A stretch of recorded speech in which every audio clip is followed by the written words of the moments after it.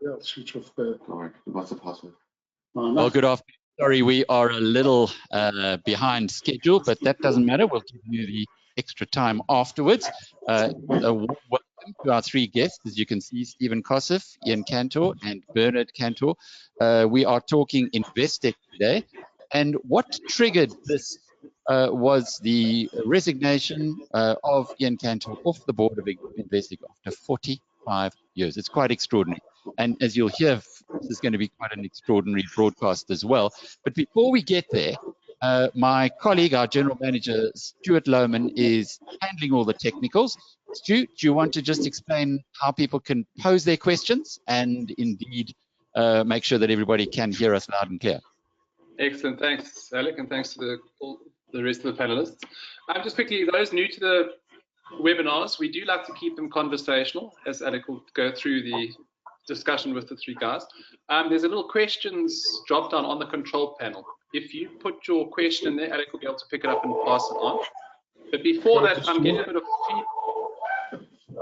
of feedback through Bernard's side. I don't know if there's someone else listening in the area, Bernard, or in your room, because I'm hearing myself through there. So let's see how that goes. Sorry. Yeah, but you're the one making the trouble again. Yeah. Oh, can you hear me then? That's all that matters. Don't worry about the noise. And your dogs and your family. Okay, is that the problem? Yeah. We're not the only like 1,130 people who can also hear that.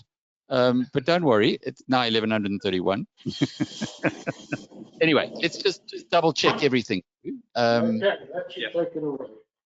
Perfect. And just if you can hear my voice and see the four gentlemen and the presentation, can you please give me a little high five button on your control panel, just that we know it's coming through, because it all looks good from inside. I just want to make sure it looks good from the outside. Okay, look, if there's 1,000, I'm looking for 1,000 high fives here. I've got a few coming in. Okay, I haven't got any complaints, Alex. So I think we're all good to go. Thanks, Stu. Right, well, thanks, gents. I would like to maybe start off with a word from Ian, because you are the elder brother, and I suppose the other two would say one of the original founders, because you're all founders. But just tell us, before we start going to the questions, Ian, how Investec came to being. Oh, Alec, how long have you got? 2 minutes. No, I joke. No, this is relaxed. Any time that makes sense. The short answer is by accident. Yeah, as an engineer, I went to business school, learned about the mathematics of finance, joined IBM, had a client, LeasePlan International. I knew the people well, and they invited me to join them. And I thought, wow, what they were doing was really exciting. That was kind of big leverage leasing and project finance. And I was absolutely happy there. And I think I would still be working there, but they not sold the business to Netfin at that time. And I thought, well, I'm not working for a bank. And I was on holiday in Cape Town, got into a plane, my own money.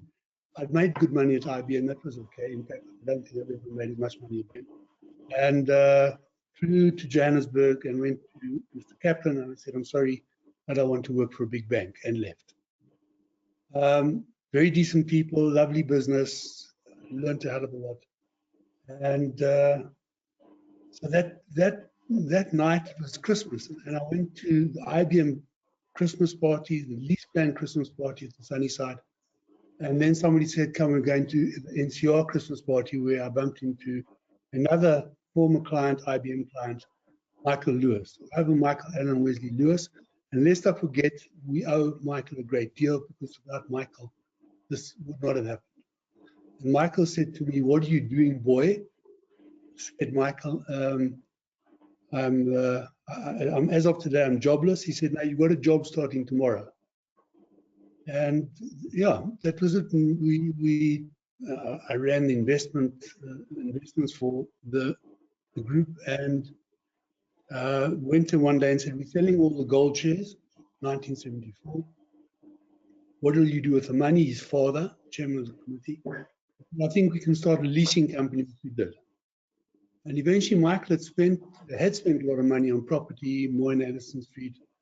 And yeah, there was some cash flow constraints. So we bought the business from them. Errol had joined me, and I learned a vast amount from Errol, but my first important lesson was as a partner. When we did the deal, I said, okay, Errol, well, we're doing this deal, and so you my partner. You my junior partner. He said, what do you mean junior partner? I said, well, you know, I'm the founder.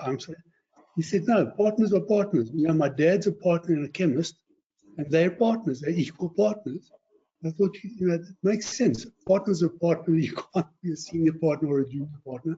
Partners are partners. And that was the rule. And then Larry joined us. So he was also a partner, and there were three of us. So this is Errol Grolman, the late Errol Grolman, and Larry Nestat, who's still in Johannesburg. So I remember the five of you were together. So it's a pity, obviously, the others can't join us today. But and Glenn, not to, and Glenberger, who was our first employee and also became a partner. Obviously, after that, there were grades of partners. And not everybody was the same. Bernard, you and Ian are related. Sadly correct, Eddie. Common parents. And how did you get pulled into the Investec crowd? What Ian didn't mention is that I contributed towards his knowledge a thing called anger management. I taught him about anger management. I was working for a leasing company at that stage called CCAT Investments, who then dissolved, and I took over the remnants of the book, if I remember correctly, and started a small leasing company, and I operated outside, well, from the offices of Investec. Not long thereafter, they said, well, why don't you just join us? I said, no, this place is not big enough for Ian and I. I should have stuck with that. Sadly, I was convinced to join them, and it's been an incredible path. It's been an incredible road, and you know, you couldn't wish for more.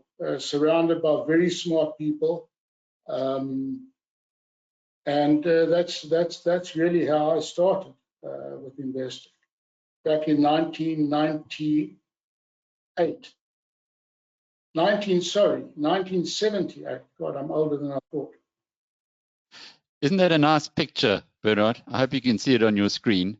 It's one that I took when I visited with you in London, and you proudly had a picture on the table of you and Stephen. So Stephen, obviously the two of you are still pretty close. Yeah, we still talk a few times a week. Less than we used to talk when we worked together. That was every day. But now we've been together a long time, and it's been a hell of a journey. We all got grey hair now, but still, I've got good memories. And that picture, where was that taken?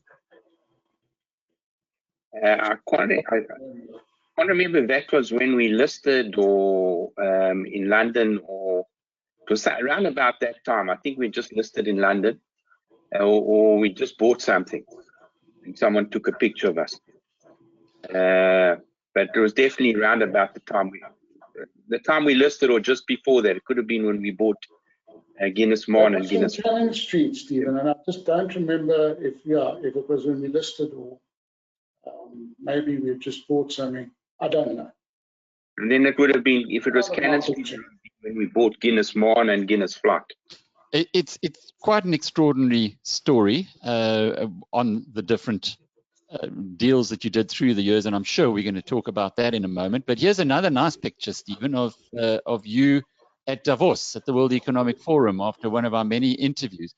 The one thing that struck me, and you'll hear from some of your friends in the program in the podcast as we go through, is this intense pro-South African view that you have. You've always been out there boxing for the country.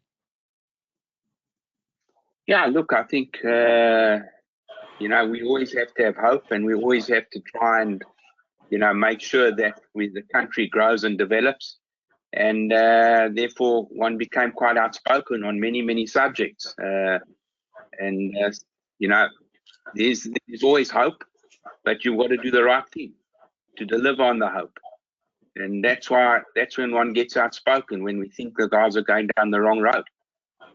So, but, you know, South Africa has a lot going for it, but it has to go down the right road. You mentioned a little earlier, Ian, this gentleman. I'm sure you'll recognize his voice. First of your friends that we've asked to just give a little comment. Here's Glenn Berger. Ian, Stephen, Bernard, Investec. I joined Investec 40 years ago. Working with you guys and Investec has been remarkable. The ups and downs are all in the past now. The memories of the people that have graced Investec, including you three, will last forever. When I look back, the way we used to overestimate our soccer skills still bring a smile to my face. We thought we were so much better than we were.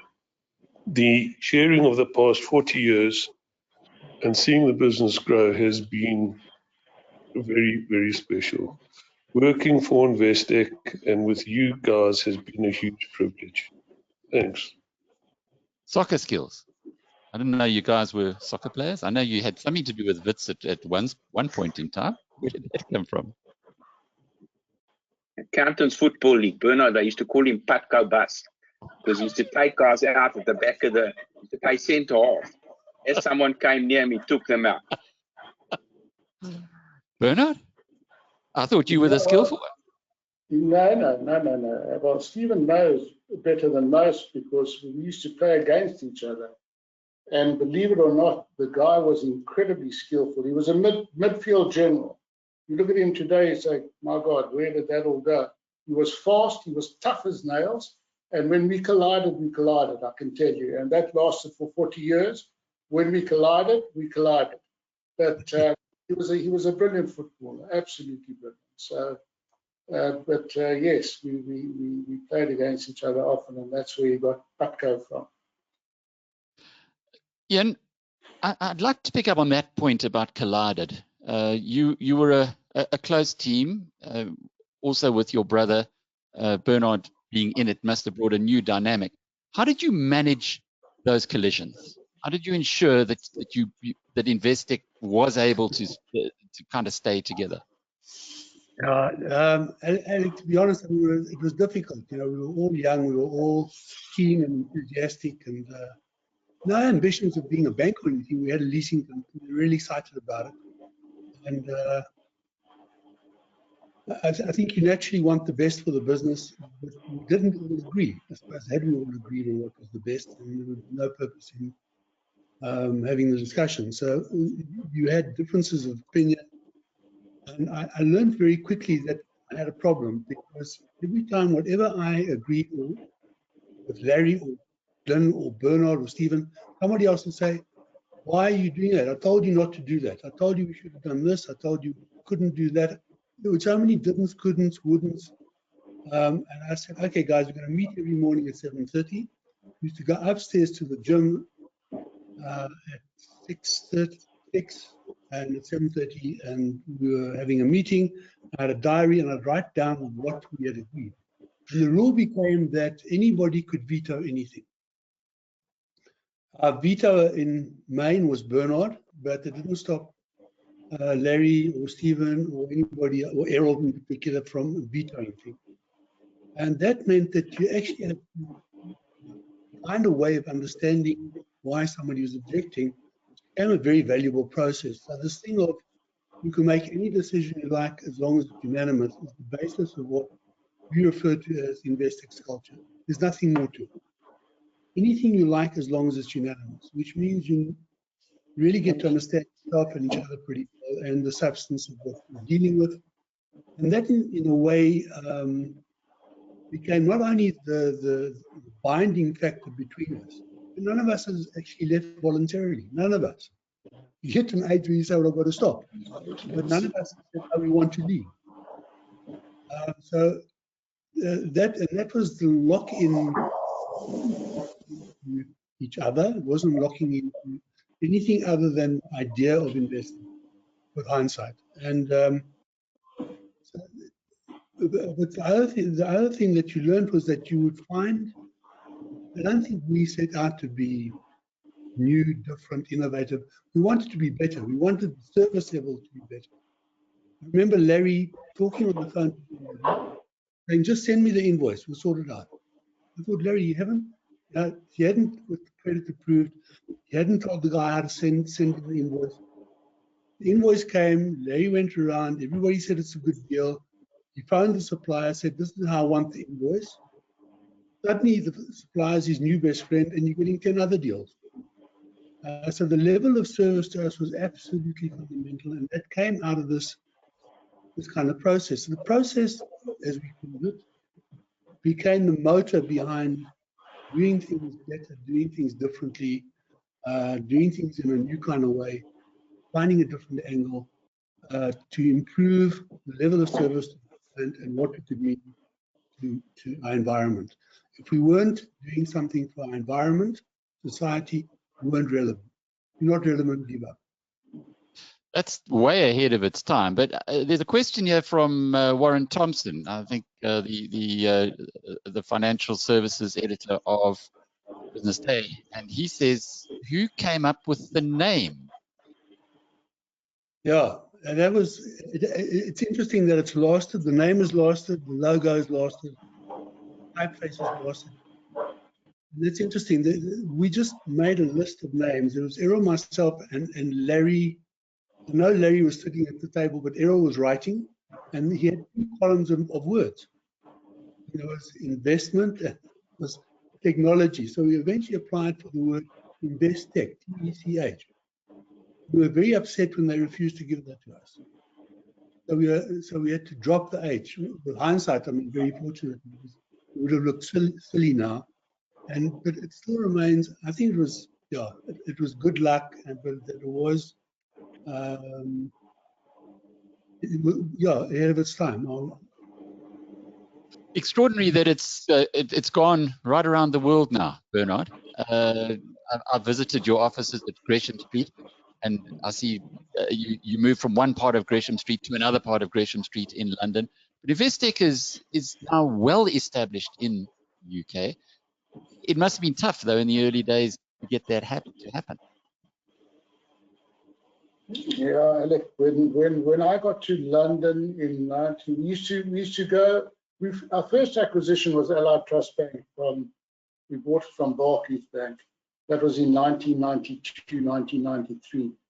And we used to go every month of our lives and meet with the executive. In those days, there weren't Zoom calls and that sort of thing. We had a big investment there. And in 1997, I crossed to the UK. And honestly, it was a small operation, maybe at that stage, or maybe 50, 60 people, if that. And I knew nobody. And I remember phoning Stephen. I'll never forget it. I was walking towards London Bridge from the city. And I said to Stephen, you know, no one's really interested in a small little bank that's owned by South Africans. He said, just be patient. We'll come. Relax. Promise you, something will happen. And in the next 10 years, we made about, I would imagine, 8 or 10 acquisitions. I think really the philosophy was that we wanted to create a foundation, a platform globally. And that was almost, in a sense, a mandate that we worked to.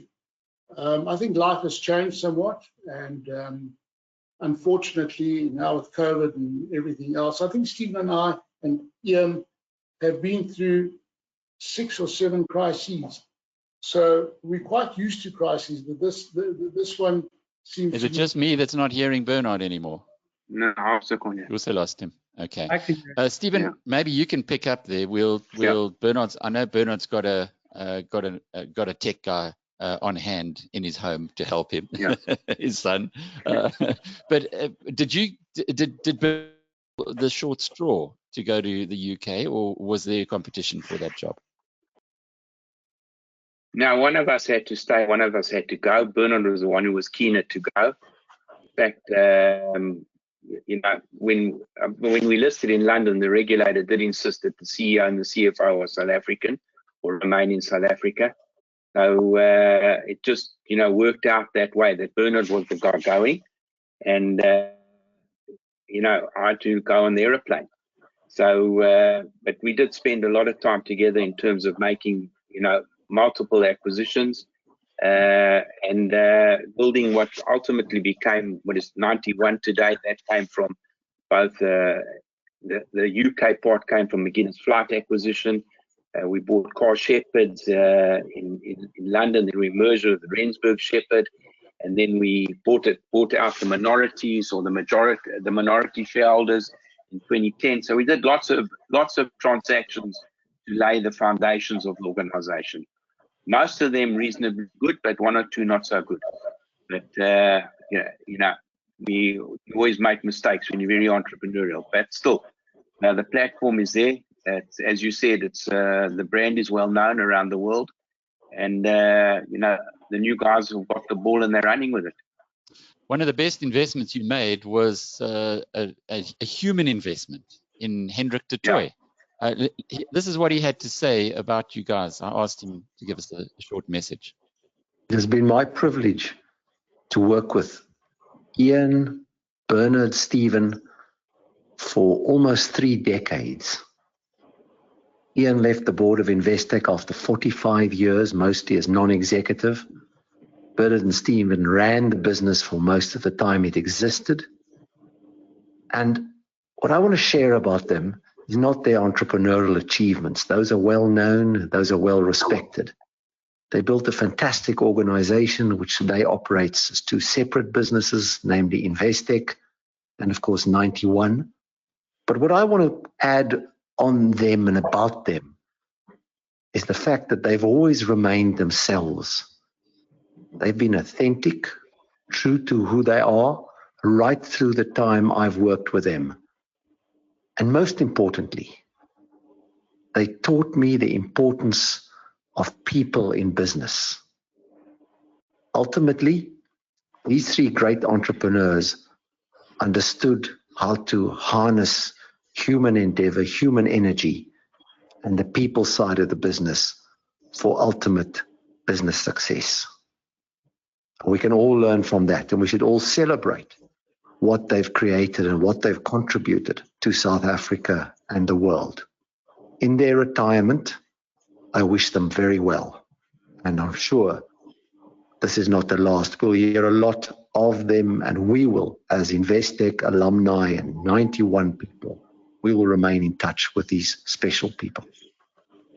Nice little message from him. Helena Basheim wanted to know which of you are still involved in 91, in other words, in Hendrik's business. None of us. Hendrik was too clever for that. Didn't they invite He's you? on his own, he's running with a board. Can We got you. Fani remained Bernard, on the board. Bernard, Fani went onto their board. Bernard, we can hear you now. Yeah. Were you not invited, Bernard? No. I think if I had any strength, it was building. I don't think I'm cut out to sit in monthly board meetings, and so if there's anything to pioneer or build, then that's my game. I enjoy that. I really don't like getting packs of board documents like that and spending my night going through them. It's not my forte. But Ian, the point that Hendrik made, and it's one that having watched your incredible growth of the business over the years, I have to endorse, is I haven't seen any other business in the thousands, presumably, that I've come across as a financial journalist, which has put as much attention on the hiring process of the people, getting the people on board. And Hendrik spoke about people. Where did this all come from? How did that get so deeply embedded in your culture? It was just that same simple process, Alec, that I mentioned earlier. I just want to say thank you to Hendrik Bairanki, and say to Bernard, he was cut out for the board. We had a cutout and we placed it in his seat. I'm teasing you.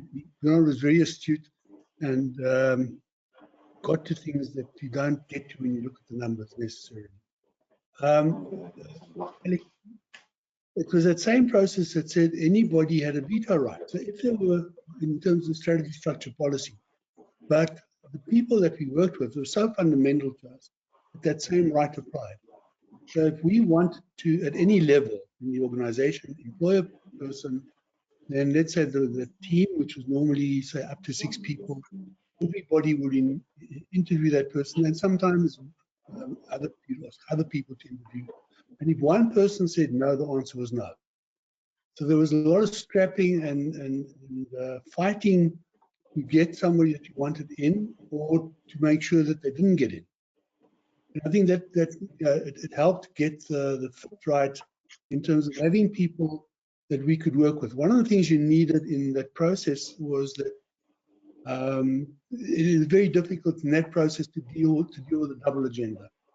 Somebody walks in and there's a double agenda, and you're trying to find an answer that everybody can agree with. It's difficult, and it's doable, but it's just not fun. And I think we did enjoy our business. We wanted the fun. We needed people who were going to say, "This is what I think." Now, I might not agree with what you think, but I wanted to hear what you think. Those are the kind of people we needed. So we didn't have people who were particularly innovative or creative or brilliant in that sense. I mean, we were just digging through to find ways of being able to agree with each other, which often forced us to do things that were not obvious in the first instance. Those are the people that we wanted. We were just straight, decent, face value, honest people. It's quite a rare approach that you've used there, and I've seen it elsewhere as well. Alan Gray have got something similar to yours. It'd be interesting to know where they picked it up from. I know in the old Money Web, when I started that business, I very much used the investing approach. So thank you. I'm indebted to you, and of course at Biznews, we're very much in that way. But this is for the midfield general. It's from Edward Neliumbeni. He says, the endorsement of Tottenham Hotspur, was it personal or business initiated? So one day Bernard phoned me, he said, listen, we can get the rights to sponsor Tottenham Hotspur. I said, Bernard, are you going to say exactly what this Edward said to you? He said, it's not about you, it's about investing. And we got the rights for £500,000 for just the cup games. The league was someone else. And I guess even though I'm a supporter, I have to admit it worked very well. Some people still think we sponsor them, even though we haven't for about 10 years. So I don't think it was personal. You can ask Bernard to validate that. But at the end of the day, I'm happy we did it. Bernard, maybe you can validate. Liverpool was too expensive. Are you also a Spurs fan, Bernard? No, definitely not. Alec, I support Liverpool. A well-known fact, you haven't done your homework. Oh, I haven't indeed. But what I do know is you also didn't have, well, I mean, you do also sponsor the English Derby in England. And I guess Stephen would say that was also definitely not a personal influenced decision. No, I think the personal part of it is that I understood it and I understood its reach. So it was the great Epsom, or Investec Epsom Derby, as it used to be referred to, targeted exactly what our client targeting was in the UK. And it gave us a superb positioning. It's most probably the biggest single event in the UK calendar, and beamed to, I don't know, 50, 60 countries around the world. So for the relative price, I thought was strategically something we could afford. We couldn't afford to say no to.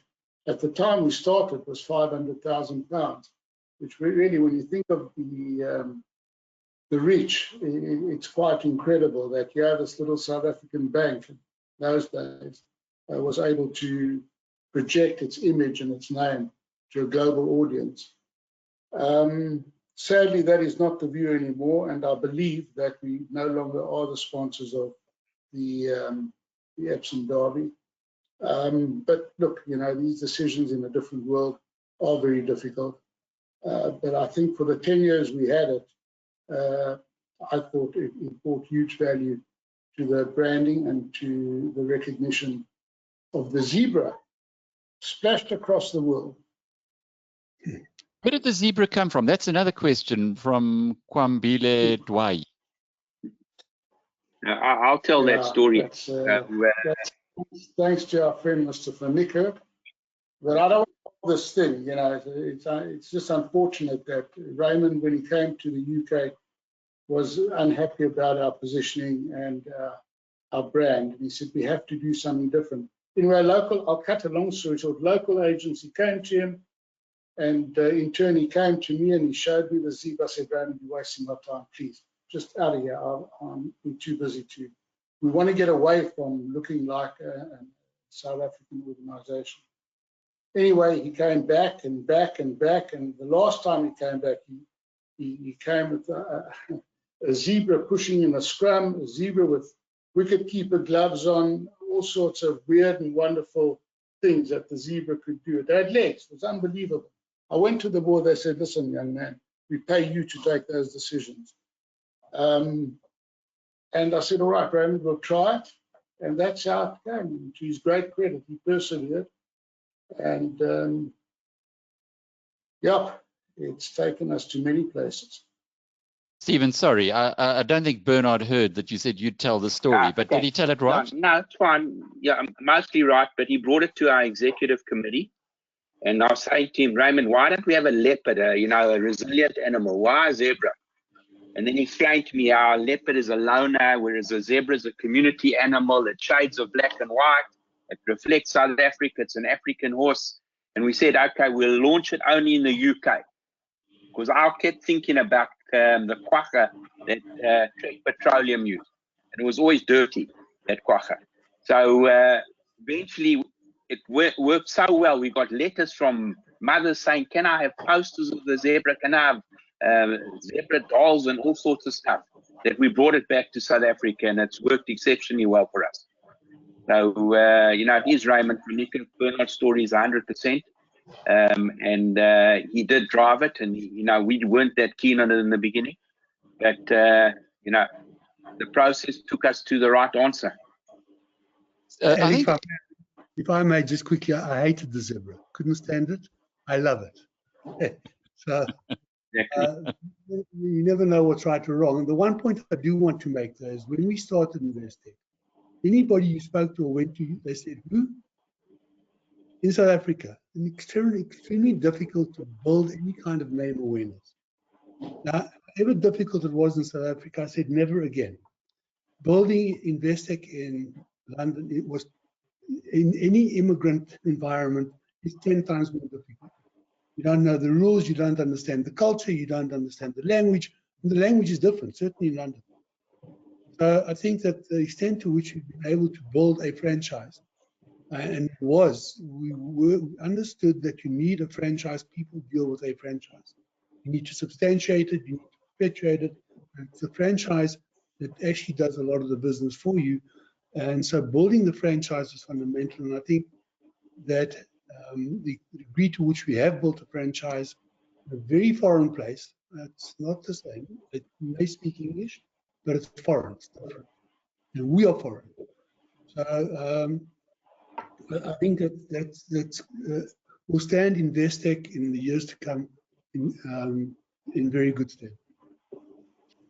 I'd like to play now, you talk about the franchise, somebody who you helped get off the ground right from word dot. And I think this was in 1988, Brian Joffe, when he started Bidvest, Stephen. Let's just hear what he had to say, his message to you. COVID gives one an opportunity to look back on time and how times have changed from the days that I used to visit Stephen and we used to talk about the world at large, growing businesses and looking at life on a very positive long-term basis. Things have changed. And I must congratulate all of you from Investec, the founders of Investec, for what you achieved during your stay there. And I'm sure that you created a foundation that many people would envy in order to build upon. It's up to everybody else, I guess, to follow in your footsteps, You set a great example from a very moral point of view. You're upright gentleman, and I think you're deserving of a good retirement. So have a good life. Let's hope life changes and we can become more optimistic about where we're going in the future. More optimistic, Stephen. Yeah, look, I'm an optimist by nature, so I'll always be optimistic. I think, you know, we've been through so much in our careers where, you know, I don't know how many, this COVID is the sixth crisis. I can remember the first one was 1985 when we had the debt standstill in South Africa. So you get through it. But this one is a tough one, and it's hitting people on the ground very, very hard. Whereas the financial crisis hit the financial industry, but it did damage the foundations of the world. But this one is a tough one, but we'll get through it. And, you know, we just, you know, we might have to cancel 2020 and hopefully not 2021. There's a question which is related to this from Zipozonki Buthelezi. He says, guys, you've weathered so many storms for more than 40 years and counting. What has been your most challenging year or years, and how did you overcome these challenges? And I think while you answer that, just give a little bit of insight into how you think this pandemic is going to play out. You want to carry on, Stephen? Yes, I still think the most challenging, we had two real challenging periods. One was in the early 2000s when you had a secondary banking crisis in South Africa, when all the banks that were below us actually had to be taken over, and we survived that. And then the financial crisis was very challenging because if you take for our UK bank, 7 out of the top 10 UK banks were actually broke and had to get bailouts or be merged with someone, and we had to survive on our own. So I think that would have also been challenging. I think this time round, it's more Main Street than, if I can use the term, than Wall Street at this point. And it's, you know, very challenging for economies, very challenging for individuals. Unemployment is going to go up quite significantly. It already has. And it's just that governments have spent a lot of money trying to alleviate some of the pain, which they didn't do properly in 2008. They came late in 2008. So, you know, you see some countries where they bounce back pretty quickly, but I'm sure that we're in for, you know, a while of, you know, still a tough period ahead. It's not going to be easy, but hopefully, you know, governments are going to be overladen with debt, and I hope they don't go austerity, but, you know, interest rates in the developed world are pretty low, so they probably can deal with their debt. And hopefully the economy gets going again. I think obviously you need either medication that solves the problem or a vaccine, and pretty quickly. But you know, life is going to be tough for a while, and we just have to build our resilience, and that's what it's all about, is just survive. When you have a bad season, you've got to survive as a business and as individuals, and then it does turn eventually. And that's what hopefully will happen this time around. But it is tough. Ian, do you want to pick up?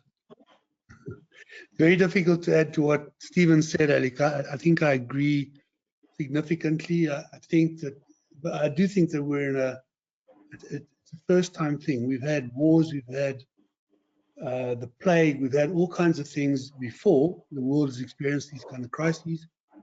This one's global. Absolutely global, and everybody gets hit. I think the redeeming thing is that that nobody gets hit more or less than anybody else. So the entire world is going to struggle to get through this. And I think Stephen's right that, you know, governments will put the money in.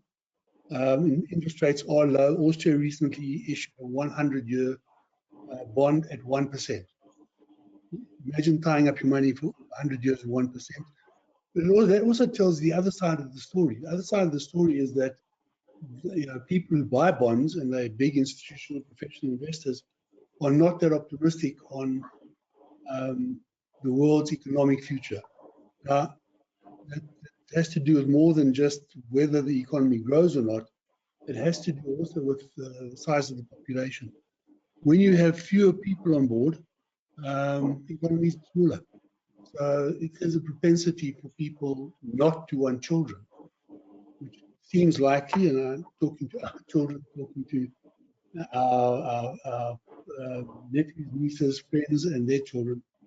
That's a real possibility. That people just say it's too tough, it's too difficult, we're not sure, it's too uncertain, we're not going to have children, and they have that choice now. So it's not a given that it's all going to be that easy. But I think Stephen's right, is that in the normal course you fight your way through it. Bernard, those challenges that you fought your way through to now, that was Ipazonki's question, really. Sorry, Alec, the challenges? In the last 40 years, you've had some big challenges. What were the ones that stood out for you? All of them. Okay. I was hoping that we could get through this webinar without raising that issue. But I'm happy it's your time. You want to waste it discussing this, we can. No, we're going to discuss your... My biggest challenge was... Yeah? My biggest challenge was Bernard and Stephen. And I'm sure Bernard's biggest challenge was his elder brother. Yeah, I have no doubt about that. So my then wife, I said, Christ, what do I do? And she had some kind of book on Chinese wisdom, and you had to spin a coin 23 times, and then it landed eventually on a number. And the number said, tame the bulls and they will plow for you. They did. But I still didn't. The bulls. Oh, my goodness. What about this one from Janet Curran? She says, you motivated each other with interesting nicknames like Rangatang. Who's Rangatang? No, Rangatang was another oak. We had a guy we used to do karate with, Rangatang. His name was Ian Stern, if I had to name him to the public. Because he had big bushy hair, so we called him Rangatang. Okay, and amongst yourselves? Ian didn't have a nickname. Bernard was Benji. And I had a nickname until Ian banned people from calling me it. Yeah, I had a great friend who was a behavioral psychiatrist, Alec. Bernard Kantor should be named, did a hell of a lot for me, but I think indirectly for Investec. And I went to him one day, I said, what do I do with this guy? He's extremely smart and all over the place. You can't finish a sentence. He can't finish the sentence. We don't know what anybody's talking about. So he said, all you have to do is you have to say, firstly, his name was Fuzzy. If you call him Fuzzy, he's going to behave fuzzy. So immediately the name Fuzzy was banned, and I think there's only one person left, even who still calls you Fuzzy. Maybe two. One, maybe, not even. People from Benoni I haven't seen for 40 years. They're welcome to it. So that was the first change. And the second change was he just said, you go through a simple process. Whatever you do in life is based on evidence. Whatever you see, you're hitting a cricket ball, a tennis ball, seeing a woman, whatever. It's the information that you get, visually, sound. And the first thing you want is the information. So I always say to him, even give me the facts. And then you add value to those facts. So what do you think, Stephen? What's your gut, or what is your opinion, or something? And so what are you going to do? And he wouldn't tell me what he was going to do. He said, no, okay, I know it. And he'd go and do it. And so, yeah, I think that was the unfortunate nickname, and praise the Lord, it's gone. Eric Proudfoot asks, so it's a lovely question, more of a comment though. He says, my late dad tells the story that he walked into a smelly office full of smoke in the 1970s to get finance for a company car for one of his QS interns, quantity surveyors, presumably. You guys asked him a few questions about his professional practice, shook hands, and told him to pick up the car at the dealership and the paperwork would follow. Deal done based on honor, and also very different for the times. Bernard? Yeah, I think, Alec, we always prided ourselves on the fact that we deal with people. So we always looked at the person. And that would appear from what you've said to have been a professional partnership and a man of integrity. He obviously knew someone who recommended, but yeah, sometimes it's just a gut feel, you know. And in those days when you're small and everybody assesses everybody in 1970 odd, you know, we all had to have a go at, well, were you happy to lend that man money? Someone will give you a reference. It's about as much as we knew in those days, you know. Now you call for balance sheets and all sorts of regulatory issues. It's very difficult and very different to how we built the bank. And I must say, I want to give Alec an example of what you did. Can I stop you? Yeah. He comes in one day, credit meeting. Credit meeting was everybody who worked there. We were all part of the credit committee, the salespeople. He comes in, he says he wants to give a guy, at the time it was like a fortune of money, 100 and something thousand rand for a machine, and the guy had nothing. I said, so, hold on. He had a little factory. No, you want to give the guy 100 something thousand rand for a machine, and he's got nothing. There's nothing. He said, yeah, but he comes to work with his lunchbox. You remember? I came to work with his lunchbox, with a bit of help from the supplier, with a bit more help from the client himself in his house, and a bit of working it out carefully ourselves. We managed to give him his machine. And he was very successful. So Bernard's quite right. I mean, Bernard in particular, Bernard and Larry, in the front row, would really focus on the individual. Ian, I remember that from those days, reporting on you guys, that you looked at cash flow as well, where other banks want security. So that was another complete. Stephen, from your perspective, was that foreign to you, or was it, in other words, breaking the mold with the other bankers? I don't think it was foreign to Alex. I was in finance. Sorry, Stephen? Even to this day, I mean, it's who before what, and it's who you deal with. And if you get who right, then what actually is not that relevant. Obviously, today you deal in much bigger numbers. You, as Bernard said, you have obligations to the regulator. You have all sorts of obligations. You're a big custodian of other people's money. You have to make sure that you make the right kind of decisions. But your target market is important. I mean, initially, you know, we targeted accountants and doctors as our target market. Bernard's machine tool business was a more risky business, but we used to get better margin from that business. But, you know, have they got cash flow? That's where the professionals came in. They always had cash flow. They could have maybe not under COVID so quick, but generally speaking, they always had ability to make a living. And that was important to us. And that's why, you know, we always had, as a firm, moderate bad debts, even to this day.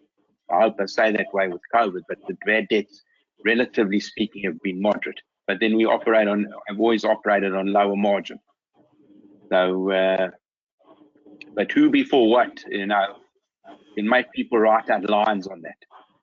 Well, the who, for the last of your friends or the people who've shared your adventure with you, is the man who succeeds you, Stephen, Fani Titi. Here's what his message is. I first came across Investec in 1995 as a client of the corporate finance division. I was struck by the total dedication and passion of Andy Leith and his team to us as a client. And may I say, we were a very small client at the time. It was clear that there was something special about Investec and its people. Over time, I have come to understand the power and magic of Investec, and that it lies in the environment where ideas are sought and debated openly, where colleagues are trusted to get on with it and are given freedom to operate, in an environment where there is an absolute commitment to doing what is right all the time. I've admired how you have operated as a team, and yet each of you are very different. Ian, you're the smartest person I know. You ask the most incisive questions, and yours is a very strategic mind, and you've always been the guardian of the team. Bernard, your dedication to the culture of the business, its values, is really quite legendary.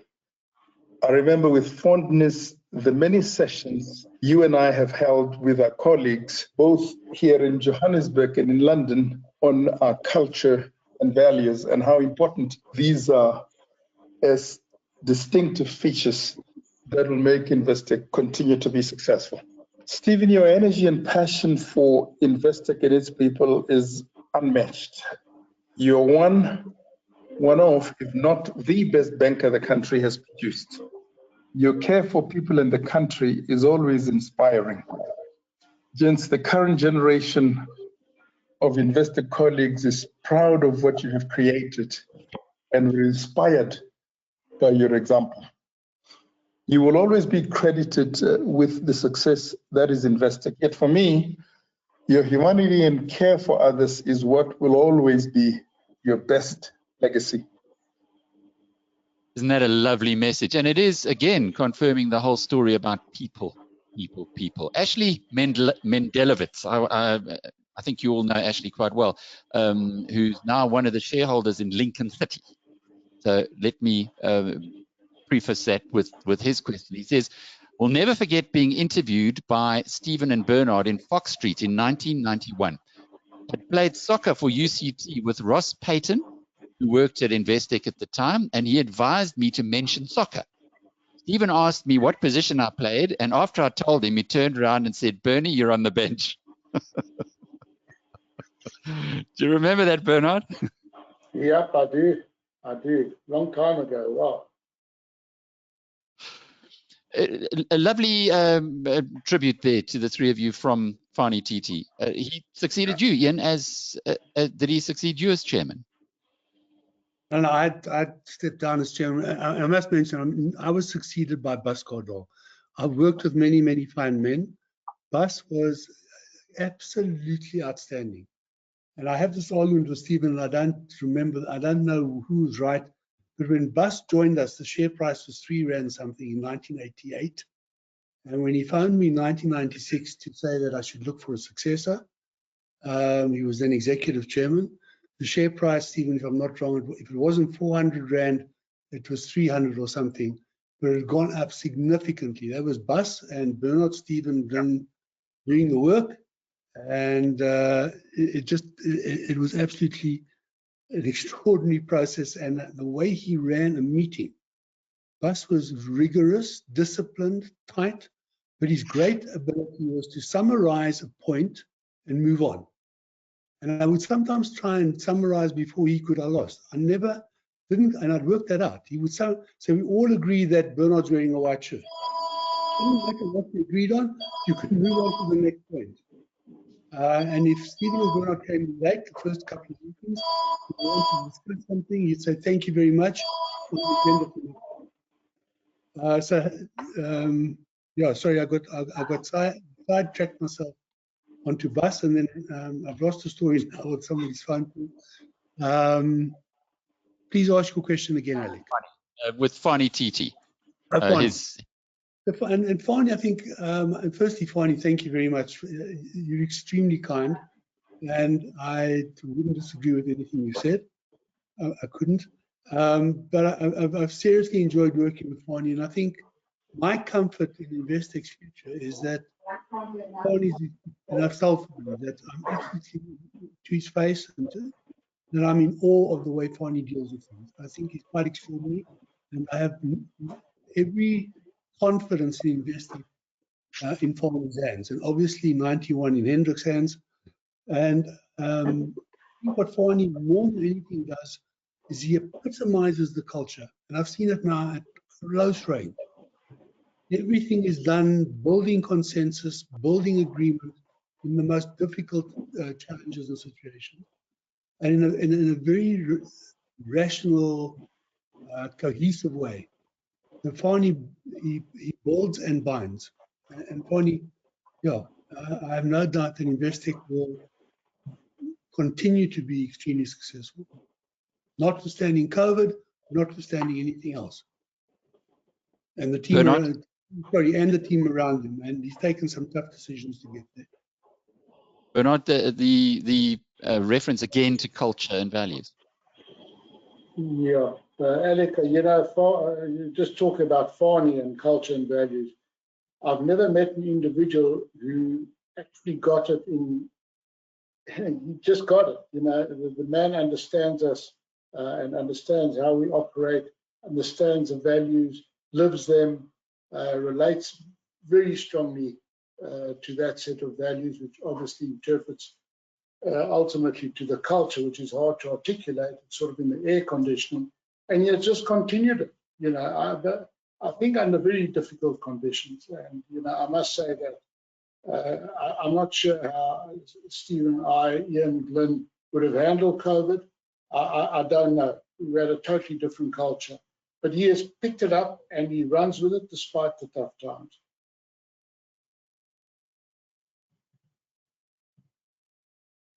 Okay. He wouldn't mind spending his rest of his career as an executive. And I think we were very lucky that he took that road, and we were able to pull him in into the role, firstly as jointly until 91 went on its own. And now he's been on his own since 91 was demerged middle of March. And as Ian said, you know, I think he is a very good consensus builder. I think he understands the culture and values exceptionally well. He's exceptionally smart. He understood the risk exceptionally well. You know, he's a trained mathematician, so he picks up very, very quickly.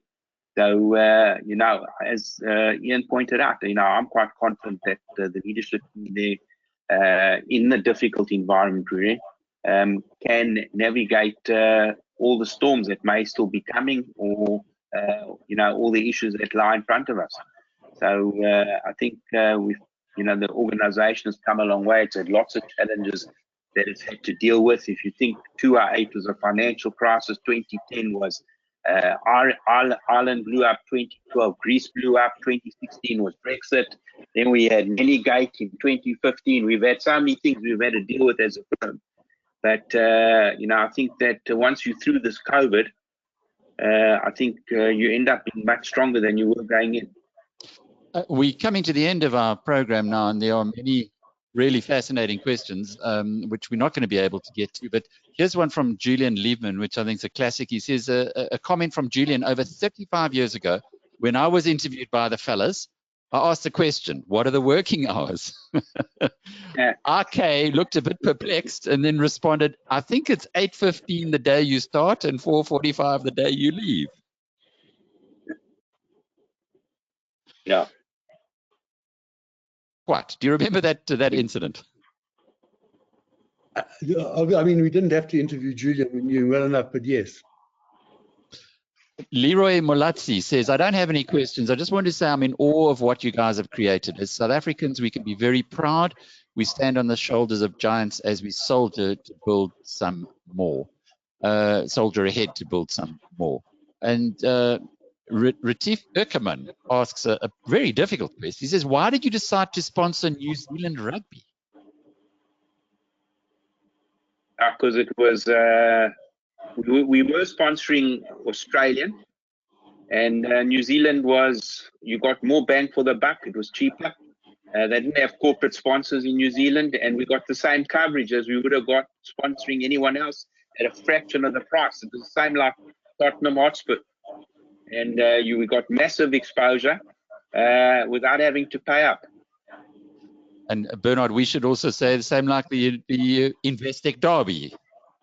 Alec, if I can just add to that, you know, we used to have, what was inspirational about that team was New Zealand, to this day, their rugby is good, better, best is not good enough. So it's good, better, best, better. And I think that's, you know, what Investec has strived for. You know, just keep doing it better on every level.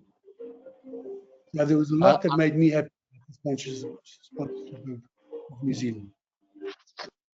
There really are just too many, but we've come to the end of our time. Too many questions. I'm just going to finish with this one, and maybe you can give us your thoughts on it. It's from Rowan Williams-Short, who I think you'd recognize from as a well-known money manager in South Africa. He says, last week, on this noontime webinar were the founders of RMB, with which Investec has many obvious similarities. However, what are the main differences? And perhaps we can close off there. And I know there are lots of Investec staff members who are listening. Perhaps you can give them a little point for the future. Bernard, shall we try and see if we can hear you again? I don't know if you can, Alec. We can, Bernard. You're back. Okay, can you just repeat the question, please? The question was, we know there are a lot of similarities between Investec and RMB or First Rand. What are the main differences between the two of you?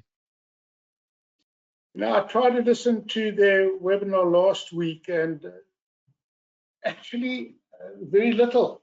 Let me say that culturally, we may not be exactly the same, but there's not much difference. I honestly think they're an incredible bunch. They built an unbelievable business. Their strategy, I'm not sure, was to internationalize, and that's probably correct. Other than that, remarkably similar. So I also had three guys who, well, they had three, and along the way, different people joined them. Much like Investec. Investec, we needed more than three, so there were always more than three to compete with them. But they've always been fantastic competitors. We've always had a fantastic relationship, and one has got to have the utmost respect and admiration for what they've achieved. So I don't think that much, quite frankly. You know, they approach life similarly. I know they had a philosophy that everything was always done in the interest of the business, and personal feelings should not change those decisions. But other than that, they processed a lot. Good guys. And I must tell you, I will never forget when Stephen got a medal or an award for Businessman of the Year. It was a very fancy event in Joburg, in the city, Stephen, I forget where it was. But the first guy who stood up and clapped was Larry. I've never, ever forgotten that. Larry Lippenaar, he is a mensch. Yeah. Stephen? Yeah, look, they've always been brilliant competitors. As Bernard said, we always had a very good competitive relationship. We went international, brand, which created significant amount of value, bringing entrepreneurial flair to an old style retail bank. In fact, I asked Laurie, geez, how do you get that ROE in the 20s? We could do this before 2008, but since 2008, he told me, the retail bank. It was, but you know, they probably a little bit more formal than Investec was. We were much more informal, but very disciplined and very entrepreneurial people. Understood risk, and that's the key: is understand the balance between risk and reward. And if they like the risk, they take it. And they've also backed some brilliant businesses over the years. So yeah, they built a business, those guys, and you could always, as I think we can't try to buy RMB before it was RMB, and it was RMB, but before it was taken over by, as they were called. So and you lost out, and then we found Cape Trustees. Ian, last word from you. What message, as the first CEO of Investec, would you like to give to the 8,500 people who are working there, and probably well, many thousands who are working at Hendricks Business now, which has been spun off? Yeah, I think my message is that it's really easy to do things better all the time if you really enjoy what you're doing. And if you don't enjoy what you're doing, please go and find something else to do. So that applies to people who work there, but it's also a message to our customers and our clients and the people we deal with at every level, from supervisory, from the central banks, supervisors, professional parties. We really hope you get the feeling that the people you're dealing with love what they're doing and they want to do it as best as possible, and that best is not good enough. Gents, thanks for the past hour. It's been Thank you very much. fascinating visiting with you again, and I think we've broken another new record on the attendees here at the Noontime Thursday seminar, which is credit to your pulling power, even though you're grey, as you say now, Stephen. I don't think the wisdom has left, and it really was a privilege once again, especially for someone who's had the great honor of coming and having sandwiches down at the IGR building at the bottom end of Moy Street, when the Rand Daily Mail was, and the Sunday Times that I was at was kind of 2 blocks away. So to have seen had a front row seat on the incredible story that is Investec has been one of the highlights of my career. And I'm sure that we look forward, as somebody said in one of the comments, I think it was Hendrik, that to hearing more from you guys into the future, because 60 is the new 40, isn't it? Yep. Thanks again. Until the next time. Thank you very much for your time. Thank you. Thank you so much, Stuart. Alec. For kind words. And true. Stuart, before we go, can you just explain where we'll be able to get recordings of the webinar? Excellent, thanks, Alec, and thanks to Ian, Stephen, and Bernard. Great stuff. Alec, just on the chat on the control panel, there's the YouTube link to the Biznews YouTube channel. If you click on that, we'll get the webinar up as soon as possible. We just need to process it. Wonderful. Well, thanks again for being with us today. It's been our privilege, and we look forward to being back next week with another interesting episode of the Noontime Thursday webinar. From me, Alec Hogg. Until then. You've gone old, Alec. You've gone old. Thank you.